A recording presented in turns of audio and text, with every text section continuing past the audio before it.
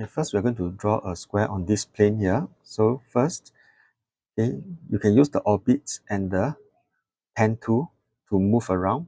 So I'll use the pen tool first, and I'll move this a bit higher. Then I'll use the orbit tool, and I want to look at it a bit like top down. So I'll use a square or rectangle tool, and I'm going to draw a rectangle on the floor here. Okay? If it's a square, the word square will come out. If it's a rectangle, all right, then you will have no words appearing. So let's look for a square. Okay, this next tool is a very useful tool called push and pull.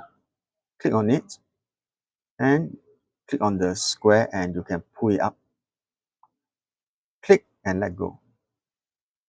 Okay, the final tool or the second final tool that we're going to use is a circle. When you click on the three dots, you can find a circle. Draw the circle in the middle. Click, move your mouse and click again. So before you push the circle down, let's orbit it so that you can see what is inside. Okay, let's orbit it, and you can also pan it a bit. Okay, you want to see when we reach the bottom. So use the push tool and push it down.